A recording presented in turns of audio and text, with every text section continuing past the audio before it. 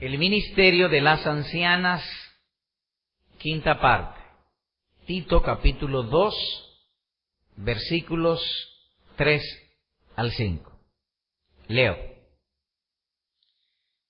Las ancianas asimismo sean reverentes en su porte, no calumniadoras, no esclavas del vino, maestras del bien, que enseñen a las mujeres jóvenes a amar a sus maridos y a sus hijos, a ser prudentes, castas, cuidadosas de su casa, buenas, sujetas a sus maridos, para que la palabra de Dios no sea blasfemada.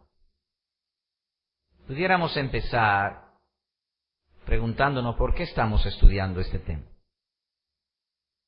Bueno, estamos estudiando este tema por circunstancias en la vida de la iglesia local.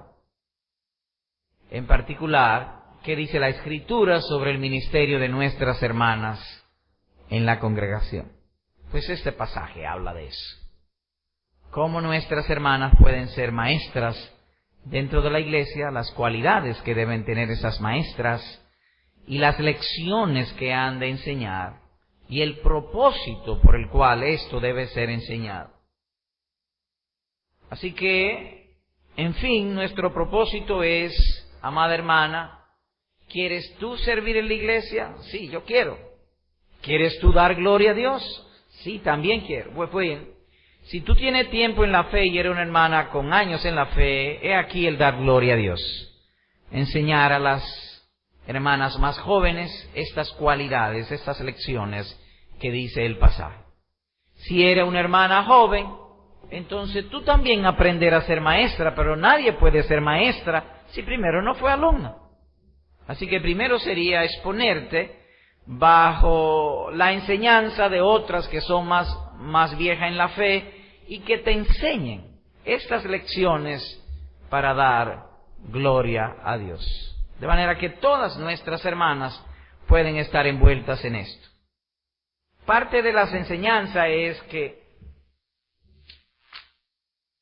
luego que terminemos con las cualidades y el propósito para el cual esto está escrito aquí, para que la palabra de Dios no sea blasfemada, tenemos planeado, las que quieran y puedan, reunirse aparte con el predicador y entonces estructurar planes de enseñar estas lecciones de discipulado y que todas nuestras mujeres estén envueltas en el ministerio en la iglesia.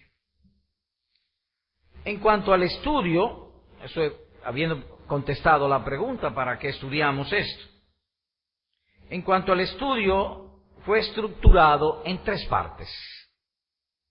Uno, el carácter de estas maestras, el cual es dicho así: las ancianas asimismo sean reverentes en su porte, no calumniadoras, no esclavas del vino, maestras del bien. Habla de las cualidades de estas maestras como parte de la sana doctrina, por cuanto en el versículo número 1 del capítulo dice de este modo: pero tú, es decir, tú, Tito, como pastor de la iglesia, habla lo que está de acuerdo con la sana doctrina. Y ahí saltamos al versículo 3, donde habla del carácter de estas ancianas, 2 virtudes y 2 vicios a evitar, o 2 aspectos negativos a evitar. Las virtudes, reverentes en su porte, maestras del bien, que hagan el bien, que su corazón sea beneficiar a otros. Y los males a evitar, no calumniadoras, no esclavas del vino. En resumen, que la cualidad esencial o el carácter de estas maestras es que sea evidente en su vida que la gracia está operando, que oyen la voz de Cristo para apartarse del mal y la voz de Cristo para hacer el bien. Es decir, 2 cualidades: no calumniadoras, no esclavas del vino. Y cuando dice no calumniadora es que no den oído al diablo, porque el diablo suele meterse en esto precisamente, en calumniar, en difamar. No esclavas del vino, que no sean adictas a los deleites, a las comodidades, y lo agrega o lo empareja con reverentes en su porte, que sean mujeres que no sean esclavas de la moda. Eso sería la idea, que más bien maestras del bien. Luego, las lecciones a impartir. Dice el versículo número 4, que enseñen a las mujeres jóvenes. Ese es el auditorio, esas son las alumnas o las discípulas. Digo discípula con temor porque yo mismo no estoy seguro que si esa palabra, el femenino, existe en español. Así que toleradme y permitidme que yo diga las discípulas, que no recuerdo otra ni tengo diccionario a mano. Bien, que enseñen a las mujeres jóvenes, es decir, las discípulas, y las lecciones, amar a sus maridos y a sus hijos, son 7 lecciones. Ser prudentes, castas, cuidadosas de su casa, buenas, sujetas a sus maridos, y luego el objeto o propósito o el mal a evitar para que la palabra de Dios no sea blasfemada. De lo último que se habló fue de el poder que tiene una esposa casta, una mujer casta. Ella puede ejercer una poderosa influencia sobre su marido, sea su marido incrédulo o sea su marido creyente. Si es incrédulo, Pedro le da tanto valor, inspirado por el Espíritu Santo, que dice que una conducta casta en parte es como un evangelio predicado sin palabras. Y se decía y repetimos, yo no puedo saber lo que el otro piensa, lo que quiere, lo que ama, si no lo dice. Pero en este caso, casta es una cualidad tan hermosa y tiene un lenguaje tan alto que puede inclusive predicarle a su marido incrédulo sin palabras y ganarlo para Jesucristo. Pero también tiene una poderosa influencia, aun si el marido fuese creyente. Es decir, el corazón de su marido está en ella confiado. Es decir, ambos serán de una misma mente. Se cuidan unos a otros. Es una mujer de corazón transparente con su marido. Es decir, es agua clara. Si usted ve el agua turbia, usted no sabe lo que está debajo. Pero si el agua está clara, es cristalina y transparente, uno puede ver fácilmente lo que hay. La mujer casta permite que su hombre vea fácilmente lo que hay en su corazón. Lo bueno que hay en su corazón, no lo que hay simplemente, sino lo bueno que hay en su corazón. Luego se dijo que una de las maneras de guardar la castidad es ser cuidadora de su casa. Alguien nos preguntaba, ¿qué significa cuidadora de su casa? Ama de casa. Eso es, ama de casa. Señora de su hogar. Sería la idea. Y decíamos que de esas 7 cualidades, casta está en el centro. Y la primera cualidad o virtud que va a proteger ser casta es que sea una mujer amante de su casa. Hay mujeres que los pies, cuando están dentro de la casa, parece que debajo de la casa hay como un volcán. Porque el piso de la casa como que siempre está caliente y ellas se van, tienen que salir para la calle. No pueden estar en la casa. Si están en la casa están aburridas. Y eso es una mente carnal.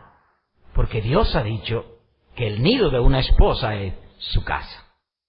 Así que todas esas cosas han sido habladas. Ahora iremos a 2 virtudes adicionales.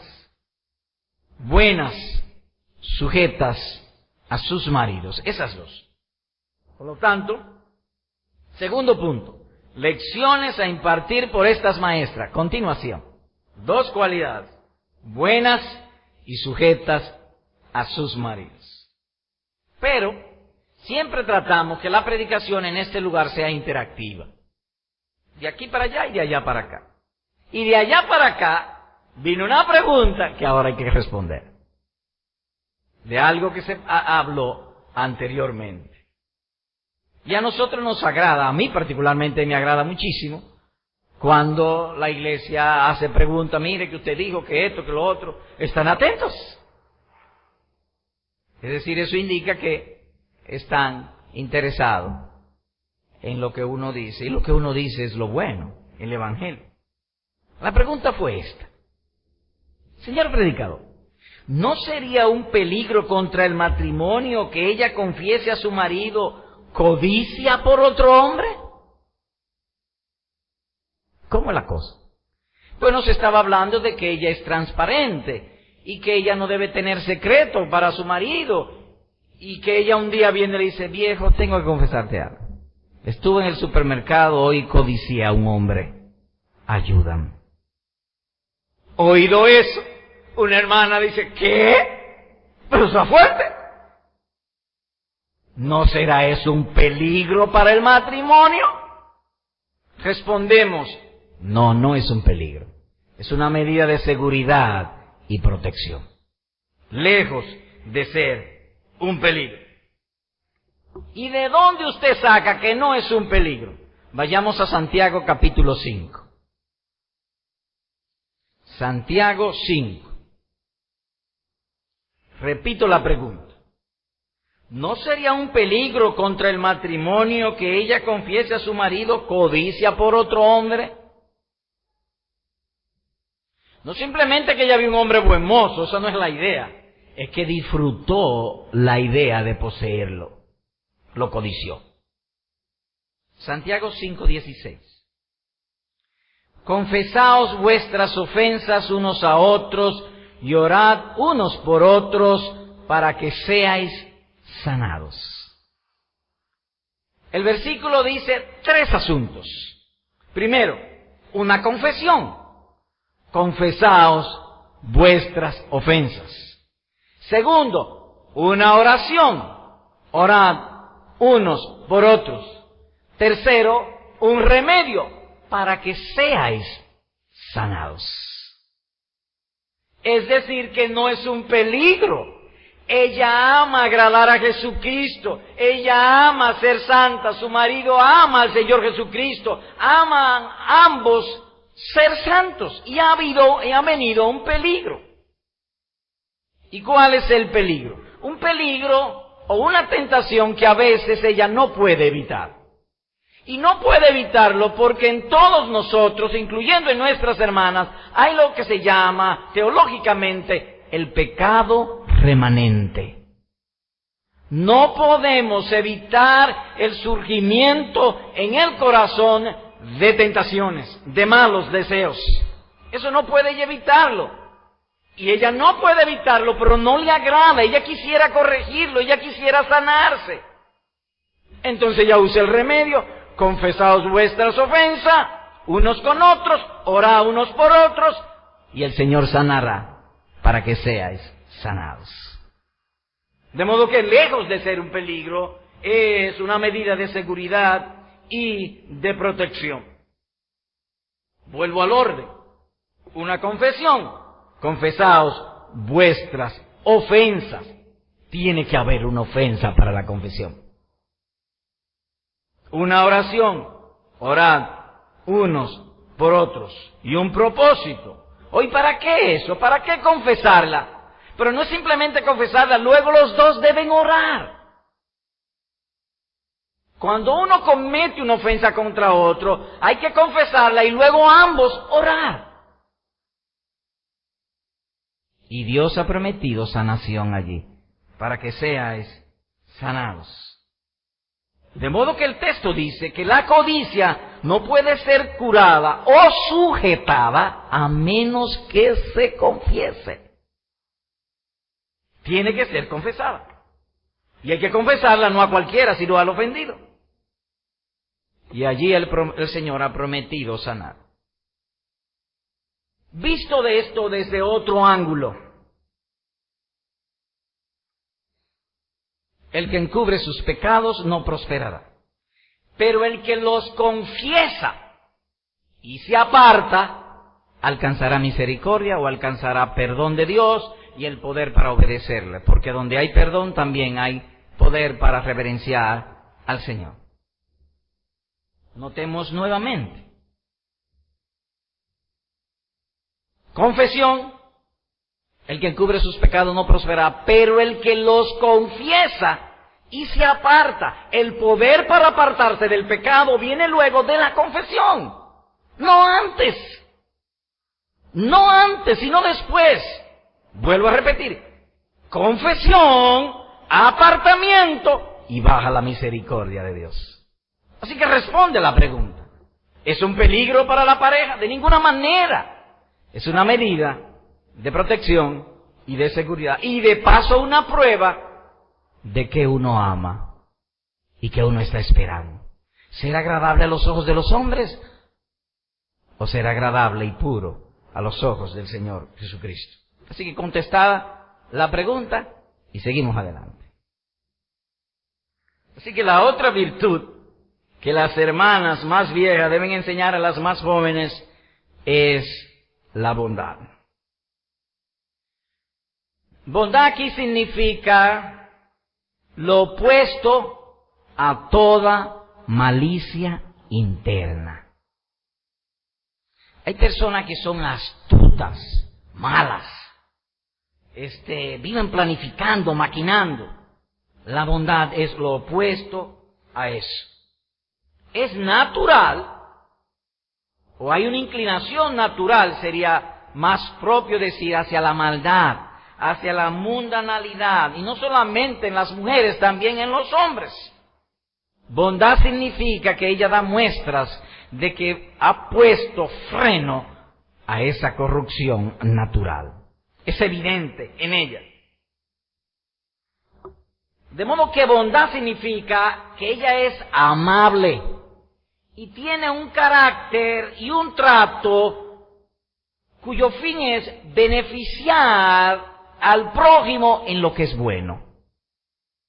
Mira un caso para tratar de ilustrar. Romanos 15:14. Por favor, vayamos allá. Leo.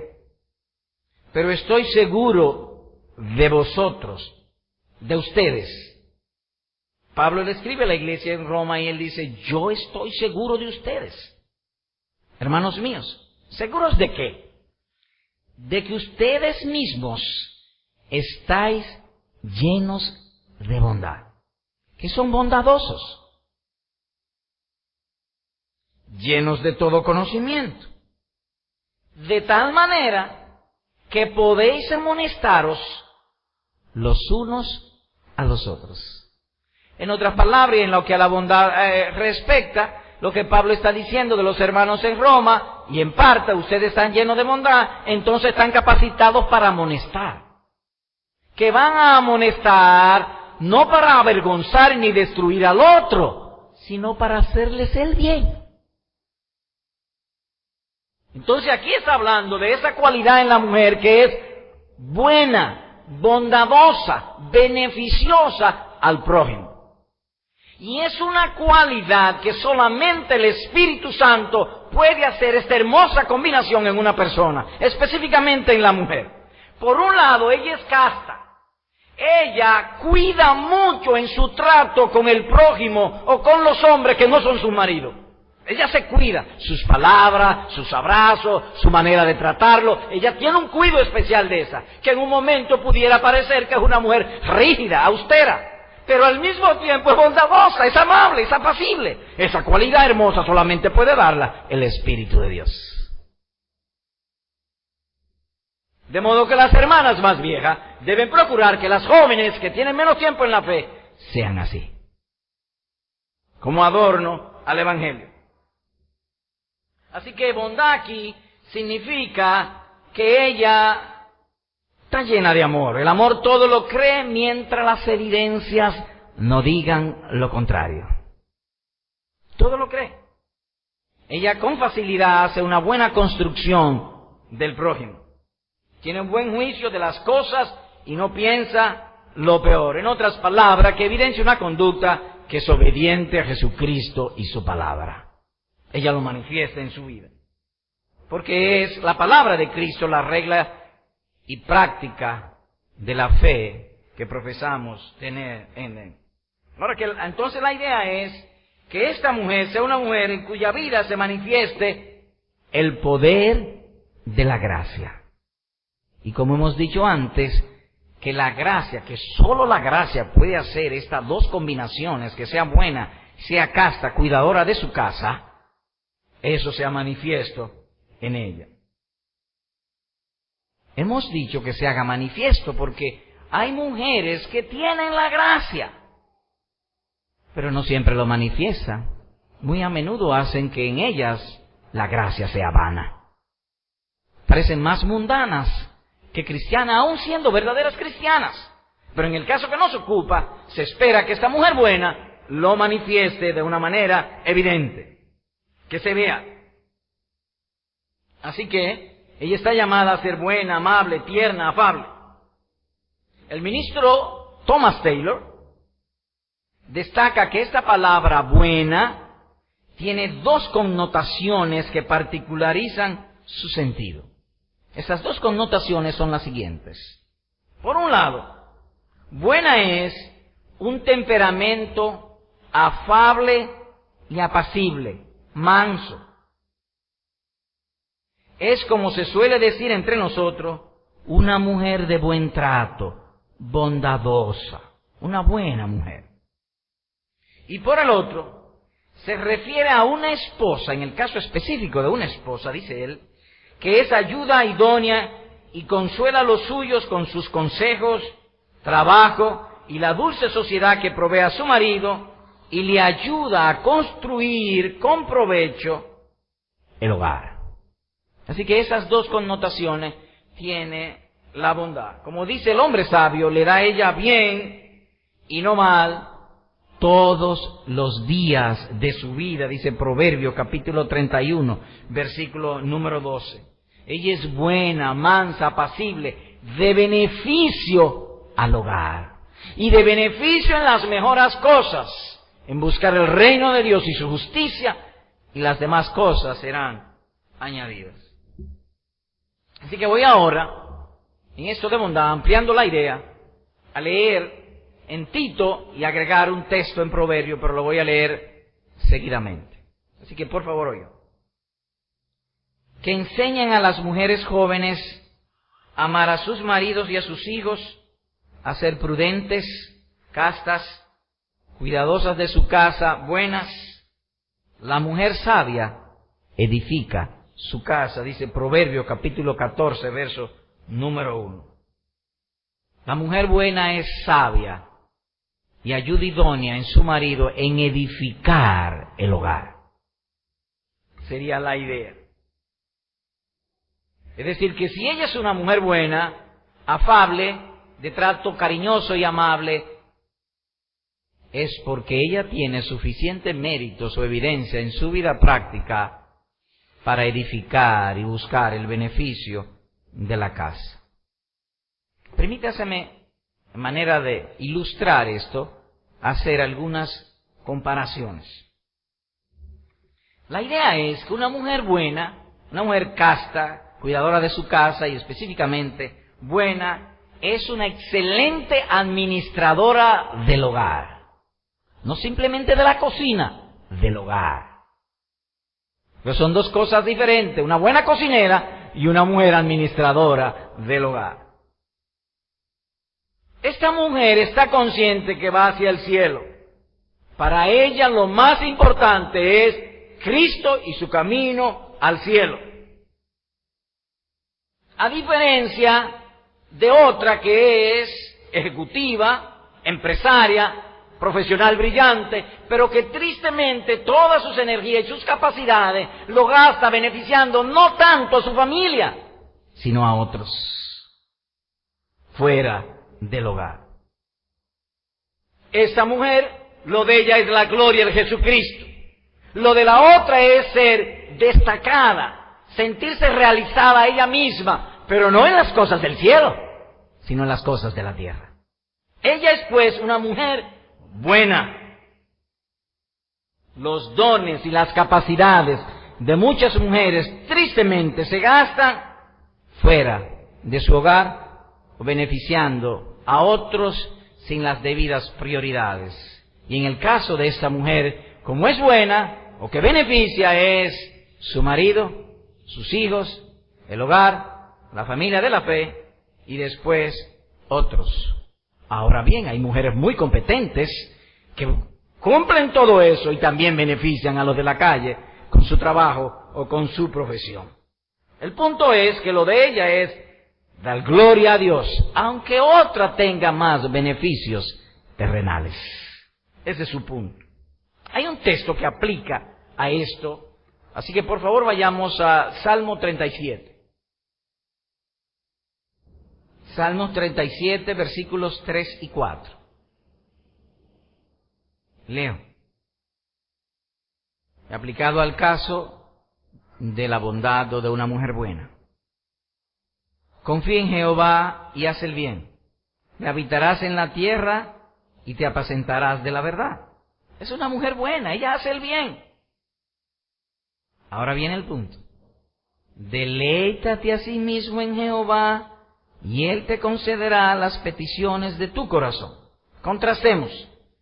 Hay una mujer, profesional brillante, o ejecutiva, o empresaria, que tiene acceso hasta a los presidentes y a gente muy importante, pero esta no. Pero tiene acceso a Jesucristo. Y Él te concederá todas las peticiones de tu corazón. La otra pudiera salir por los periódicos, la otra pudiera ser muy estimada por la gente que le conoce, la otra tendría fama en el mundo, pero esta, para con Dios su deleite es Jesucristo. Todas tus peticiones serán concedidas. ¿Qué más puede pedir una mujer? Deleítate a sí mismo en Jehová y Él te concederá todas las peticiones de tu corazón. Matthew Henry, comentando sobre esto, dice lo siguiente. De la mujer buena. Una esposa prudente, moderada, hacendosa, doméstica, estimulada en sus deberes por sentimientos conyugales y maternales, adornada su conducta con los principios del cristianismo y guiada en su vida diaria por una sabia discreción o prudencia, de seguro que traería mucha honra, independencia y respeto sobre su familia, aun cuando ellos sean pobres o hayan caído en escasez por un anterior mal manejo de sus asuntos. Termina la cita. No tenemos tradición evangélica en nuestro país. Sin embargo, en algunos barrios pobres, yo me crié en un barrio pobre, había familias muy decentes, pobres, y traían mucha honra sobre su familia. Cuanto más si teme a Dios. Esa es la idea de una mujer buena. Así que buena es, en resumen, que sea amable, beneficiosa a todos, primero a su familia, en las mejores cosas, el reino de Dios y su justicia. Bien, ahora nuestra séptima o última cualidad, sujetas a sus maridos. La idea es que la lección es que las más ancianas enseñan a las más jóvenes a ser sumisas a sus esposos. Una mujer joven en el Evangelio, una esposa joven en el Evangelio, de por sí es un adorno. Es un adorno al Evangelio. Pero si además de ser evangélica es sumisa a su marido, el adorno es mucho mayor. Porque para eso hemos sido comprados, para la gloria de Jesucristo y el beneficio de nuestras almas. O que siendo ella una mujer sumisa, la doctrina es adornada con más esplendor. Ahora bien, en esto de una mujer sumisa, debemos tocar un punto que creemos pertinente. Y lo vamos a tocar primero negativamente. Y lo hacemos negativamente porque cuando Dios reveló los 10 mandamientos a Moisés, la primera palabra que dicen todos los 10 mandamientos es esta: no. No tendrá dioses ajeno delante de mí. De modo que en una buena enseñanza bíblica, en algunos asuntos, hay que empezar primero con lo negativo.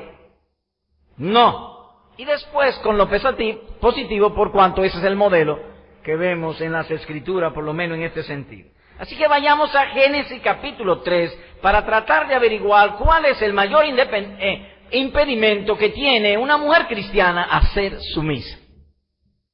Génesis 3. Voy a leer los versículos 4 y 16. Leo el verso 4. Voy a leerlo del 3 necesariamente. Y la mujer respondió a la serpiente: del fruto de los árboles del huerto podemos comer. Pero del fruto del árbol que está en medio del huerto, dijo Dios, no comeréis de él, ni le tocaréis, para que no muráis. Entonces la serpiente dijo a la mujer: no moriréis. Ese es el mayor impedimento que en el caso específico de la mujer, que es lo que estamos tratando, que vamos a tener para servir a Dios. Creerle más al diablo que a Dios. ¿Y cuál es la inclinación a creer? Satanás le dijo: no moriréis. Tú puedes ser feliz sin Dios. El mayor impedimento es la mujer está muy inclinada a ser independiente del marido. Y por ahí fue que Satanás se metió y lo logró. Ella fue la que fue engañada y le dijo a su marido: ven, comamos del fruto. La tendencia es, pues, a ser independiente de su marido. Pero Dios en su gran misericordia no la abandonó.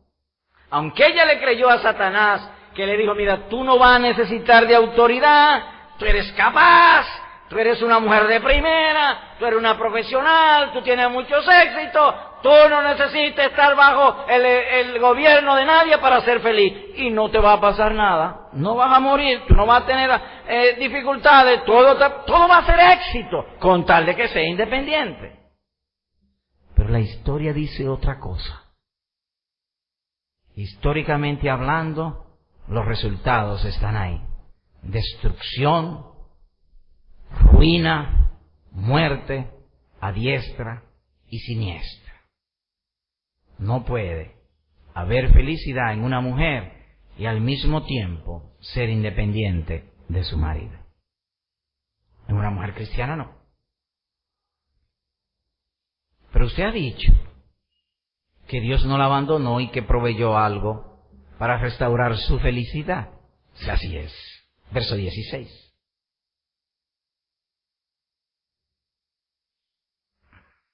A la mujer dijo: multiplicaré en gran manera los dolores en tus preñeces. Con dolor darás a luz los hijos, y tu deseo será para tu marido, y él se enseñoreará de ti. Mira, Eva, tu propia experiencia debe decirte que tu método no funciona. Tú, andando independiente, hace daño a ti, a tu marido y a toda tu descendencia. Si quieres ser feliz, esta es la solución. Tu deseo será para tu marido y él se enseñoreará de ti.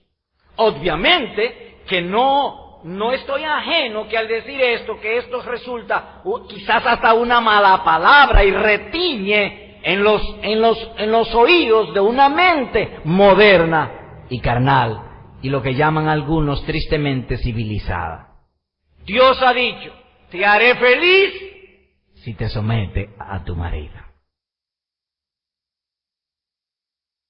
Y en otro lugar en el Nuevo Testamento agrega: sin fe es imposible agradar a Dios, porque es necesario, y reitero, es necesario que el que se acerca a Dios crea que Dios existe y que es galardonador, recompensador de lo que le buscan. En otras palabras, y aplicado al caso que estamos tratando, acercarse a Dios o buscar a Dios en el caso de una esposa es ser sumisa. Y Dios ha prometido hacerte feliz siendo sumisa.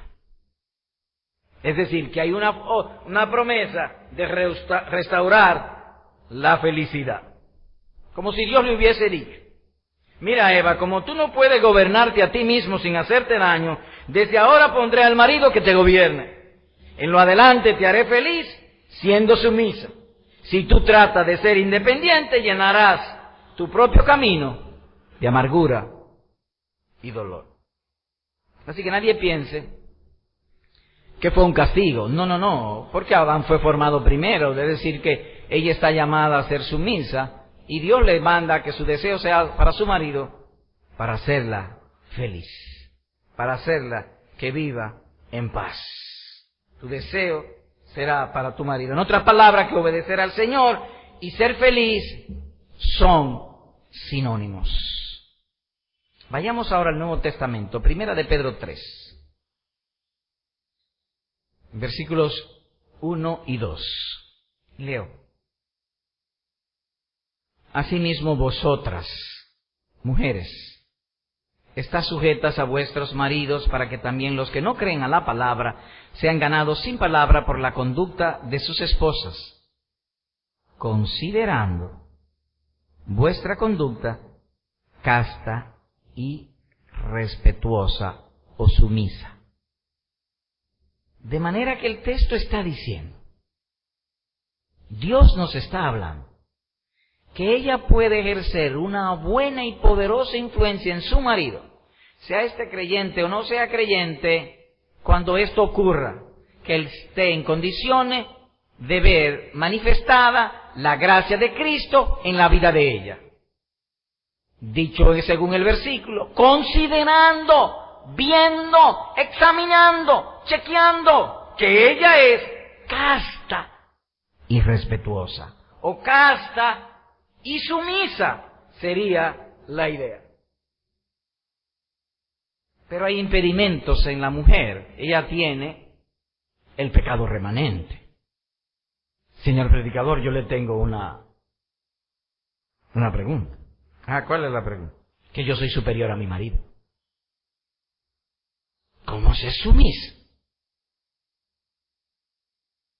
Bueno, tengo para decirte que es sumamente difícil someterse a alguien inferior.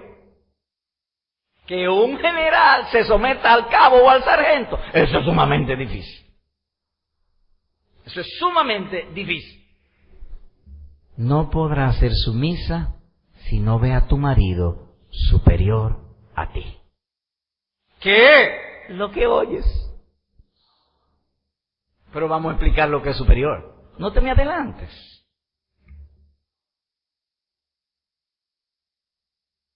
Yo tengo otra pregunta entonces. ¿Cómo hacerlo si el orgullo me hace sentir superior a los demás, incluyendo a mi marido?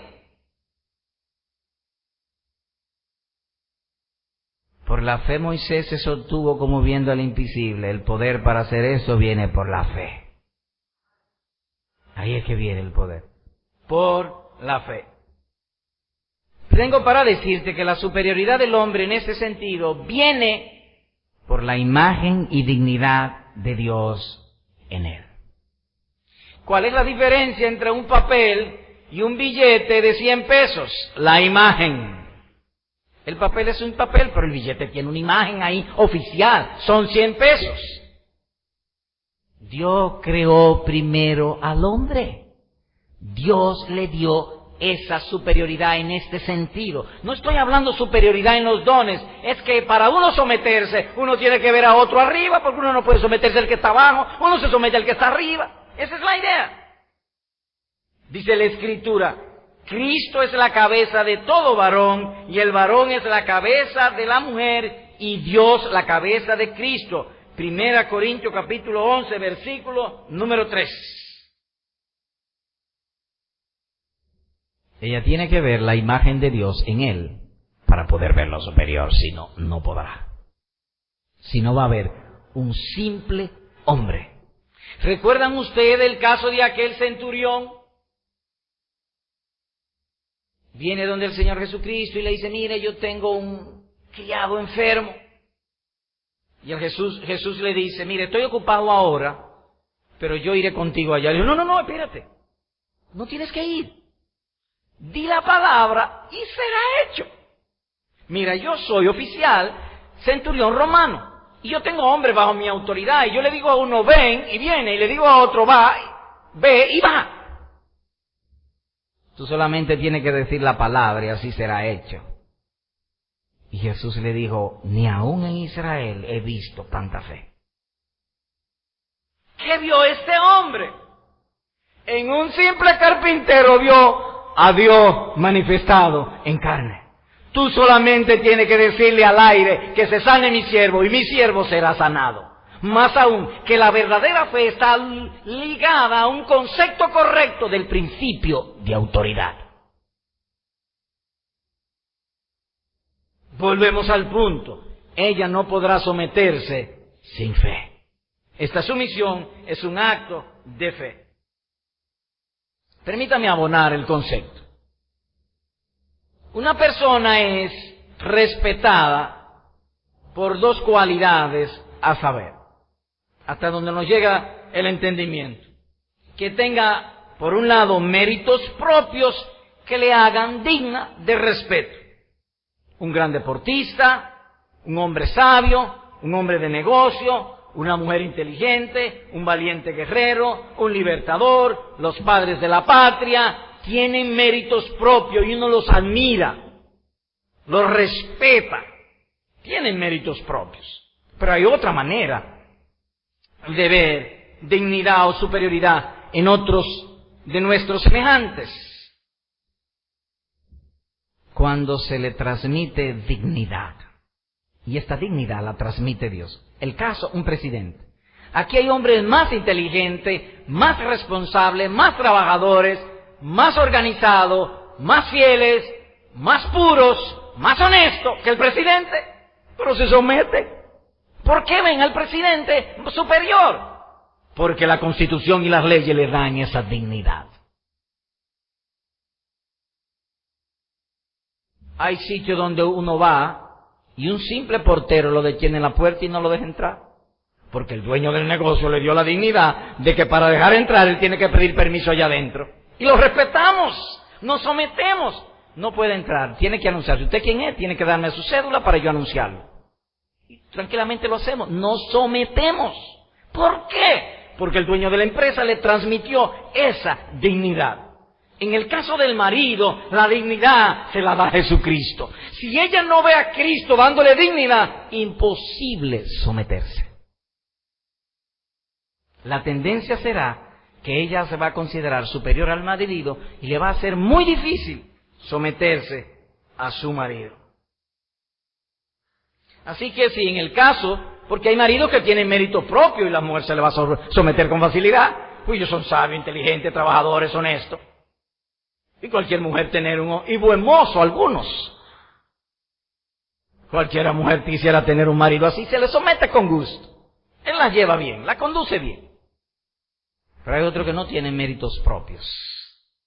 Para ella someterse necesita fe. Mire conmigo Efesios capítulo 5. Señor predicador, pero esto es fuerte. La puerta es estrecha y el camino es angosto, hermano. Efesios 5, versículos número 1 y 22. 1, 2 y 22. Leo. Sé pues imitadores de Dios como hijos amados. ¿Qué hay aquí? ¿Un mandamiento o una ordenanza? ¿Una exhortación? Aquí se nos manda. Sed. Es imperativo. Imitadores de Dios o de Cristo. Pregunta. ¿Puedo yo imitar a algo que yo no haya visto? No, imposible. Para yo imitar algo tengo que estarlo viendo. Si a mí me dice, mire, yo quiero que tú imites al africano Chancatá Cholodón. ¿Y quién es Chancatá Cholodón? Nunca lo he visto, no puedo imitarlo. El apóstol dice que para ser imitador de Dios hay que verlo primero. Y Dios es invisible, Dios no puede ser visto sino a través de los ojos de fe. Y andad en amor, dice el verso 2, como también Cristo nos amó y se entregó a sí mismo por nosotros, ofrenda y sacrificio a Dios en olor fragante. En ese mismo contexto, versículo 22, después de ver a Dios y ver a Jesucristo, las casadas estén sujetas a sus propios maridos como al Señor. Si ella no se ve a sí misma en una esfera espiritual invisible, que escrituralmente se llama el reino de Dios, ella no puede actuar como ciudadana del reino de Dios. El Señor Jesús se lo dijo a Nicodemo. Nicodemo, el que no nace de nuevo, no puede ver el reino de Dios. No puede disfrutar el reino de Dios. Así que es necesario que sea en un asunto, en una esfera de fe. Recuerda pues, hermana, que tú no eres de este mundo. Aunque te guste la moda, aunque te arregle, aunque te guste muchísimas cosas de este mundo, no olvides esto. Amada, entrañable hermana, tú no eres de este mundo. Tú eres peregrina. Tú vas para el cielo. Y esa es la manera de vivir en el cielo. Haciendo la voluntad de nuestro Dios. Seguir al Señor Jesucristo. Señor predicador, otra pregunta más. Dime. ¿Qué involucra esta sumisión? En primer lugar, esto incluye una alta estima por Él. Eso significa que no debe aborrecerlo en tu corazón. No lo aborrezca en tu corazón. Tú puedes, pero no debes. Tú puedes aborrecerlo en tu corazón. Este marido bruto y necio. Nunca diga eso en tu corazón. Pero no eres tú que lo dices, es el diablo. No le sigas la corriente, pues. Es el enemigo que pone esos pensamientos. No lo aborrezca, porque sería una voz infernal. El varón es imagen y gloria de Dios, pero la mujer es gloria del varón, dice 1 Corintios 11:7. Así que la mujer debe verlo como superior y tenerlo en alta estima. Ese es el hombre que Dios te ha dado. Y muchas de estas cosas tú vas a notarlo en cómo tú le hables. Sin olvidar que los pensamientos son palabras del corazón. Aunque no salgan por los labios, ni los articule la lengua, son palabras iguales que pesan delante de nuestro Dios. Otra pregunta. Señor predicador, ¿pueden los maridos obligar a sus esposas si ella no se lo somete? ¿Obligarla a que sean sumisas? No. Y entonces, ora por ella. Y orar, sí, ora con paciencia por ella. Tú sí puedes hablar con ella y conversar con ella, pero no la puedes obligar. No hay ejemplo en todas las Santas Escrituras ni preceptos que los hombres obliguen a sus esposas a ser sumisas. Eso solamente puede hacerle la gracia de Dios, así que no sea tan tonto. Ora a Dios por ella para que Dios lo obre, porque tú no lo vas a lograr. Tú no has visto todas las veces que tú le dices a tu mujer, de ahora en adelante voy a cambiar, y no cambia nada. Ni tú puedes cambiarte a ti mismo, mucho menos a otro. Pero pastor, es que se me olvida a menudo. A mí también. A mí se me olvida también. Se nos olvida. Pero recordémoslo, porque nos lo están recordando. Así que no puede obligarla. Dios prohíbe el maltrato físico, psíquico, mental o emocional contra el prójimo, mucho menos contra la esposa. Ayuda idónea a tu compañera fiel. La sumisión de ella no debe ser esclavista, porque es una sumisión corporal. Él es la cabeza. Ella es su cuerpo, por así decirlo, y así lo presenta la Escritura. Oye, como dice la Escritura, así también los maridos deben amar a sus mujeres como a sus mismos cuerpos. El que ama a su mujer a sí mismo se ama, porque nadie aborreció jamás a su propia carne, sino que la sustenta y la cuida, como también Cristo a la iglesia. Efesios 5, 28 y 29. Cristo no nos obliga.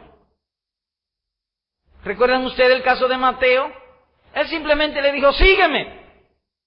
Y Mateo lo hizo con gusto, porque el mandamiento es lámpara. Él lo manda y dulcemente, en gracia, nuestros corazones se inclinan a hacer lo que Él manda. Así que no puedes obligar a tu mujer a ser sumisa. Segunda pregunta. Señor predicador, ¿puede la mujer disponer de los bienes del marido? ¿Puede ella usar la tarjeta de crédito como ella quiera? Porque a veces me llegan unas cuentas. ¿Y puede ella hacer eso? ¿Puede ella hacer deuda sin que yo lo sepa? Sí y no. Pues dígame sí y no. Sí, si el dinero no viene de ti. Si se lo regalaron, si lo heredó, si se lo dio a un tío. Si ella quiere por cortesía, te pregunto, pero ella no tiene qué. Eso no es tuyo. Ay, así es la cosa, así mismo es. Eso no es tuyo, tú no lo has dado. Y no, ella no puede gastar sin tu permiso, o mejor dicho, no debiera gastar aún fuese su propio dinero en vanidad, en mundanalidad y en ese tipo de cosas. Pero si ella lo gasta en amor, para hacer el bien, para beneficio del reino, está haciendo el bien. Promueve que haga el bien. En una ocasión, alguien me llamó y me preguntó acerca de su esposa. Es que ella hace cosas sin que yo lo sepa. Como ustedes saben. ¿Qué hago? Pero lo primero que debes preguntarte es qué está ella haciendo. Si es bien o si es mal. Si ella está haciendo el bien, estimúlala. Pero no se lo impida. Porque para eso estamos, para hacer el bien. Ahora, si está haciendo el mal, repréndele, exhorta, habla con ella. Así que lo primero que debes determinar es si lo que ella está haciendo, aún sea independiente, es bueno o es malo. Bueno es lo que Dios ha mandado y malo todo lo que Dios ha prohibido. El punto es que si ella tiene bienes que son fuera del matrimonio, ella no está obligada a. Por cortesía ella puede, y hay algunas que lo hacen, pero no está obligada a. Además de eso, yo te recomendaría como marido, tú que estás haciendo la pregunta, que dentro del presupuesto mensual saca una suma para ella. ¿Y qué es eso, sacar una suma para ella? Dale aunque sean 10 pesos. Mira vieja, estos 10 pesos, te voy a dar 10 pesos mensuales. La idea es que le dé a ella una suma donde ella sienta libertad de gastarlo. Si ella quiere comérselo de chicle, que lo coma de chicle sin hacer preguntas. Eso es propio. El asunto es que, en resumen, ella no debe gastar nada en la pareja sin tu permiso, ni usar la tarjeta de crédito en asuntos que puedan poner en riesgo la estabilidad financiera o económica de la casa. Ella no debiera hacerlo. Lo ideal es que lo hagan todo de común acuerdo. Yo tengo la dicha que en mi casa así se hace, de común acuerdo. Por otro lado, en extrema necesidad, ella pudiera hacer uso del dinero o de los bienes de la familia o usar la tarjeta de crédito si fuera el caso, si la necesidad es apremiante, si el marido cae incapacitado, le da un infarto, cae un coso y ella necesita, ella no puede estar pidiéndole permiso, ella tiene que disponer de lo que tiene. Parece eso lógico. Eso no atenta, pues, contra la sumisión. Así que todo esto en cuanto a la sumisión de la esposa. ¿Qué vimos hoy? Bueno, hoy vimos básicamente 3 asuntos. Una respuesta a la pregunta formulada. ¿Es peligroso que una mujer, porque estamos hablando de la mujer específicamente, Confiese a su marido: mira, viejo, yo tengo codicia, sea con otro hombre, ayúdame, perdóname, orar juntos para que sean sanados. Se dijo claramente que la confesión de pecado antecede o es previo al poder que Dios da para apartarnos del pecado, y luego vendrá la misericordia. Luego vimos que es buena, una mujer buena es una mujer afable, apacible, cariñosa, beneficiosa, de buen trato, que edifica la casa, que su mayor anhelo es la gloria de Dios, y la gloria de Dios la ha puesto de que ella sea beneficiosa a su marido, a sus hijos, a su hogar, a la familia de la fe y luego al prójimo. Finalmente vimos la sumisión. Se dijo que es un acto de fe. Una mujer no se somete a menos que vea superioridad en su marido. Y la superioridad puede ser de dos aspectos: por méritos propios en él, o la dignidad, una dignidad conferida. En este caso, la dignidad se la confiere el Señor. Es Cristo que le dice a él, lo formó primero, lo creó primero, y le dice: esta es tu cabeza. Y como un acto de fe, ella se somete sabiendo que el Señor es galardonador, recompensador de todo lo que le busque. En la gracia Dios ha dicho, ha prometido que todo lo que haga un creyente, y en este caso, el caso específico de una mujer, será recompensado. Dios la hará feliz mientras ella sea dependiente y sumisa a su marido en lo que atañe a lo que hemos hablado. Aplicación. Primero, hermana amada, no podrás ser una esposa buena y sumisa a menos que estés dispuesta a sufrir por amor a Cristo. Las lecciones de la vida de fe no son como en la escuela, que se aprenden del libro, se aplican sobre el examen y se aplican en la vida profesional. No, las lecciones de la vida de fe se aplican en la vida. Y nuestra tendencia por el pecado es que tenemos un corazón que es enemistad contra Dios, opuesto a Dios. Dos cosas se te han concedido: no solamente que creas en Cristo, sino que también sufras por Cristo. La voluntad de Cristo, amada hermana, va en contra de tu mente natural. Es decir, la mente con que tú entraste a este mundo y que fuiste educada en tu casa, en la escuela, es contraria a la mente de Jesucristo. Oye esto: si sufrimos con Cristo, también reinaremos con Él, dice 2 Timoteo capítulo 2, versículo número 12. Es decir, que si sufrimos con Cristo, si no sufrimos con Cristo, no será posible que nosotros gobernemos, que reinemos sobre nuestras pasiones carnales, mundanas y pecaminosas. Si sufrimos con Cristo, reinaremos con Él. En otras palabras, que si tú sufres con Cristo, el poder de la gracia de Cristo vendrá sobre tu alma y te enseñoreará y gobernará tus pasiones carnales para ser buena y someterte a tu marido. Así que el sufrir o padecer por causa del Evangelio es la manera para que aumente nuestra fe. Seguro que te ha pasado, amada hermana, lo que voy a decir ahora. Hay ocasiones en que tú has estado sufriendo y lees tu Biblia y parece a colores. Cosas que tú nunca habías visto, de pronto la ves. Dice la Escritura: bienaventurado aquel a quien Jehová aflige y en su ley lo instruye. En Jesucristo sufrimos primero con Él y luego reinamos con Él. Entiéndase que una mujer, mientras más cristiana sea una esposa, más ha sufrido. Téngalo por seguro eso. Por lo tanto, ten presente que tu sufrimiento como esposa fiel y sumisa de parte de tu marido no son muestra de un castigo divino, no. Se te estaba concediendo sufrir con Cristo para que reines con Él. Cuando tu marido te ponga a sufrir, velo, considéralo como que son parte de la providencia de Dios para Cristo ponerte a reinar con Él. No hay manera de reinar con Cristo sin transitar esta calle. Sufrir por amor a Jesucristo. Hay que sufrir con Él.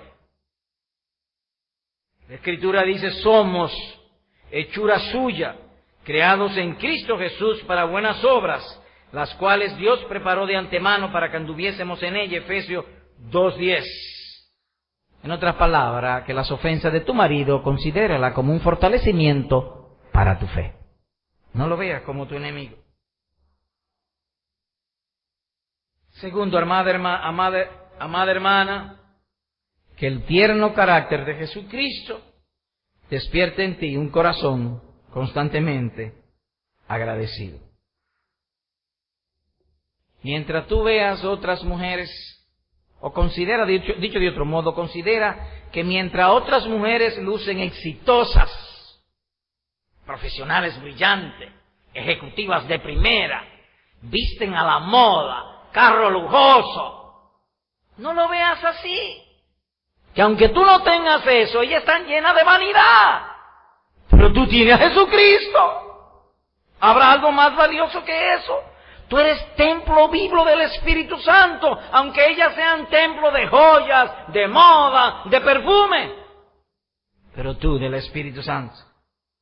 Mientras esas están sin esperanza, en cambio la tuya es vida eterna en Cristo Jesús, Señor nuestro. Mientras ellas tienen hambre y están vacías, en cambio tú estás satisfecha en el Señor. Oye esto, el que espera en Jehová, le rodea la misericordia. Salmo capítulo 32, versículo número 10. El que espera en Dios, le rodea la misericordia. Tercero y último. Hermana amada, mantén el debido sentido de tu propia debilidad y cultiva tu confianza en el Señor. Cultiva o considera la debilidad de tu cerebro, de tu mente. Cuando tú oyes estas cosas, esperamos que te haya caído un profundo sentido de debilidad. Y si has pensado que el predicador es muy fuerte, pon a un lado el predicador. Y recuerda esto: cuando soy débil, entonces soy fuerte. De manera que agrega el apóstol: me agradaré o me gloriaré en mis debilidades, para que repose en mí el poder de Cristo. Por lo tanto, si las enseñanzas que se han traído te han humillado y te han abatido y te han sentido mal, te digo, aunque esté afligida, aunque esté amarga, eso es un sentimiento noble y virtuoso.